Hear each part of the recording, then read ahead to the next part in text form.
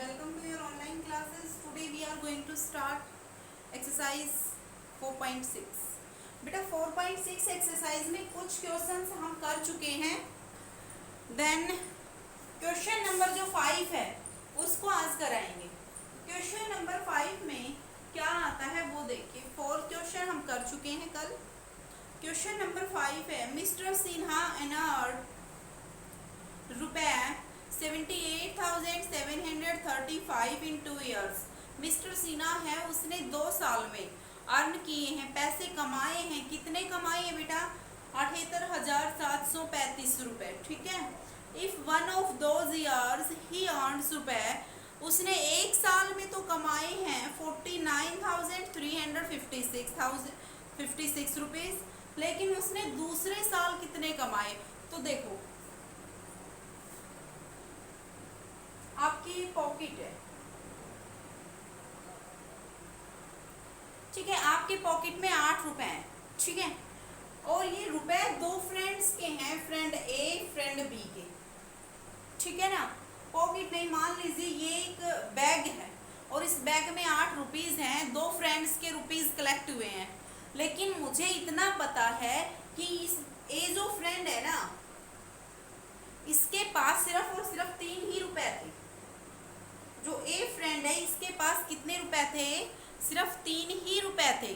तो बेटा इस बैग के अंदर जितने भी रुपए हैं वो इन दोनों के ही है ना. ए के हो सकते हैं या फिर बी के हो सकते हैं. ऐसा तो नहीं है ना कि किसी तीसरे के हों. जो भी रुपए हैं इस बैग में वो दोनों ही फ्रेंड्स के हैं, तो दोनों में से किसी के भी हो सकते हैं. लेकिन मैंने जब ए के चेक किए थे तो ए के पास 3 ही रुपए थे. तो बेटा इस बैग में बाकी बच गए वो सब इसी के हैं, बी के, ठीक है ना. तो सबसे पहले बी के टोटल, इस बैग के टोटल रुपए पता होना चाहिए हमें, ठीक है ना. तो ये हमें पता है कि भाई मिस्टर सिन्हा ने 2 साल में रुपए कितने कमाए थे. ठीक है भाई, मिस्टर सिन्हा ने 2 साल में ये कमाए थे. इसी तरह से इस बैग के अंदर दोनों फ्रेंडों के 8 रुपीज है, ठीक है. अब हमें पता है कि भाई जो ए फ्रेंड है उसके पास तो 3 रुपए है, वो तो 3 ही लेके आया था घर से. तो बाकी जो रुपए बच गए वो बी के बच गए ना. तो हम क्या करेंगे, इस टोटल में से इसको क्या कर देंगे, ए वाले रुपए को घटा देंगे. तो जो भी बचेंगे 5 बचेंगे वो इसके हैं, बी के. तो जैसे ही आपको पता चला कि मिस्टर सिन्हा ने 2 साल में ये रुपए कमाए हैं, और फिर आपको पता ये भी चल गया कि भाई एक साल के अंदर उसने 49,356 रुपए कमाए हैं. एक साल में ये कमाए, एक साल की इनकम तो उसे पता चल गई, लेकिन उसे ये नहीं पता दूसरी साल कितने कमाए.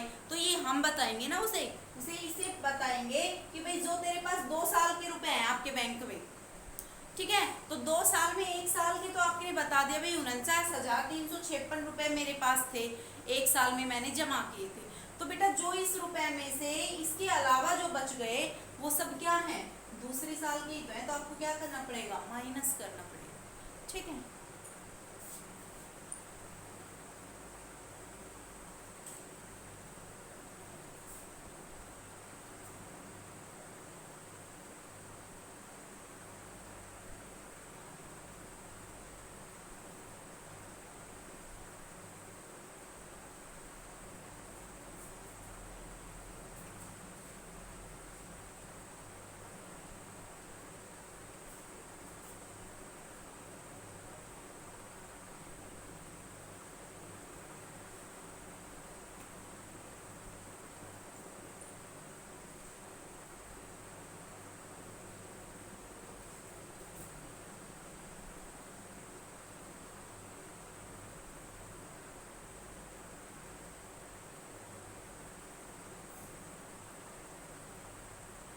फाइंड लिख लो बेटा, फाइंड मतलब निकालना है.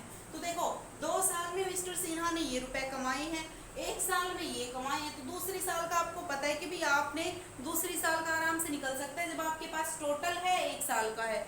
मतलब आपके पास 2 साल में उसने क्या कमाया है वो भी पता है आपको, 1 साल का उसने बता दिया. तो जो भी चीज बच गई उस 1 साल के अलावा वो दूसरी साल की तो है, और तो बाकी कहीं से आए ही नहीं उसके पास तो 2 ही सालों से आए हैं. तो 1 साल में उसने कह दिया भाई मेरे पास इतने थे, तो बच गए वो दूसरे साल के ही हैं सारे, ठीक है. तो इसको माइनस करिएगा. 15 में से 6 गए 9,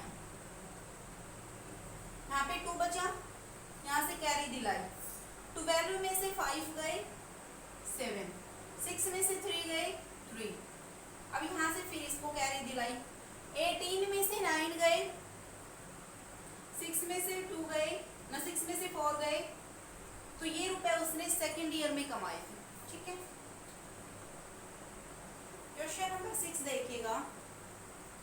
3 कैंडिडेट कॉन्टेस्टेड एन इलेक्शन, 3 जो कैंडिडेट हैं उन्होंने अपने इलेक्शंस लड़े थे, तो उसने तीनों कैंडिडेटों की जो टोटल वोट आई है ना गांव से, वो कितनी आई है बेटा, 99,853 वोट टोटल आई है गांव से। पूरे गांव की जो वोट थी वो 99,853 वोट आई है।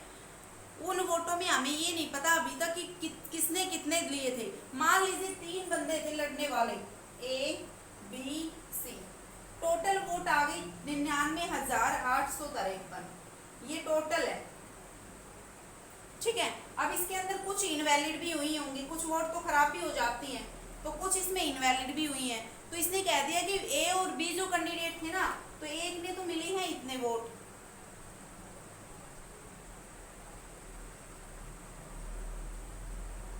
और इनवैलिड जो वोट थे वो थे 1250।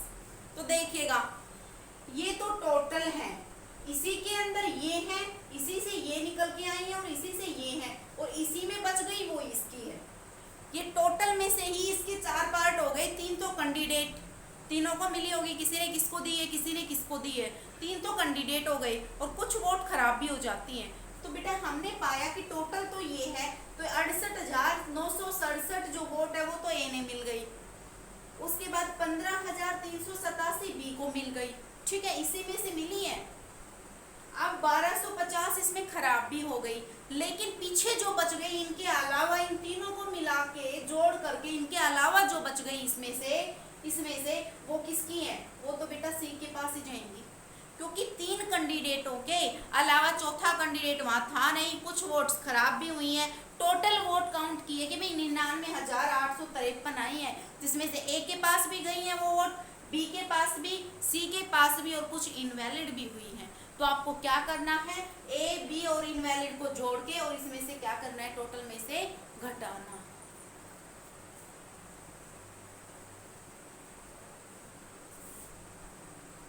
Total votes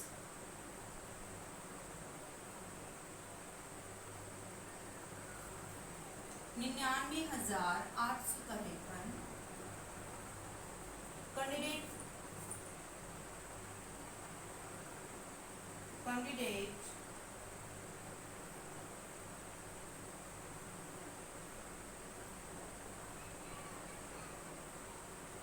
A got votes 68,967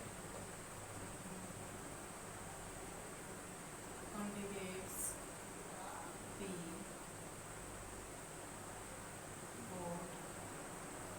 votes is equal to 15,389 invalid votes 1250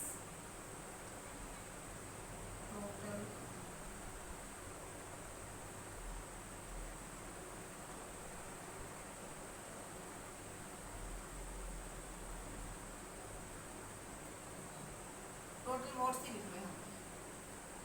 तो इन तीनों को जोड़ दो बेटा, 7 और 9 कितने होते हैं, 16, 20,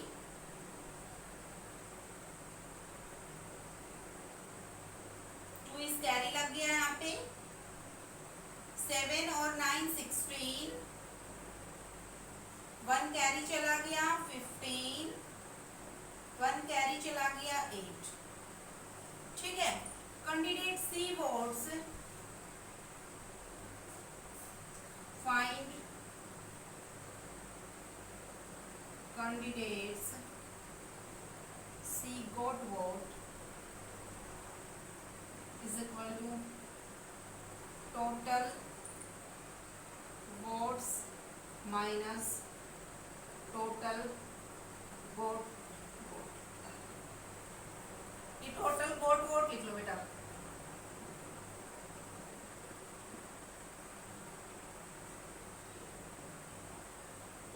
ठीक है, तो आपको क्या क्या माइनस करना है, 853 माइनस 85,606। क्या आंसर आएगा यहाँ पे, माइनस करके देखिएगा इसको। 13 में से 6 गई 7, 4 2 4 1, 14,247 वोट कैंडिडेट सी को मिली। ठीक है, कैंडिडेट सी को कौन से वोट मिले हैं, 14,247। अब इसके बाद क्वेश्चन ना 7 क्वेश्चन है, बिल्कुल इजी सा है, मैं यही करवा देती हूँ। इसे कहा है by how much is 78,787 greater than 67,359। ये कहता है कि 78,787 जो है ना वो 67,359 से कितना ज्यादा है। तो आप क्या करेंगे, डायरेक्ट इसको करिएगा, 787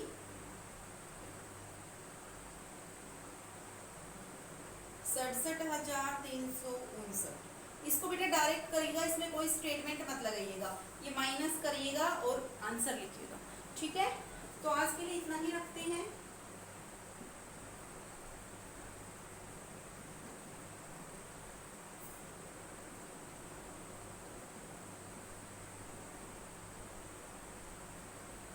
इसमें स्टेटमेंट मत लिखिएगा, इसमें सिर्फ डायरेक्ट ही होगा। ठीक है, थैंक यू बेटा।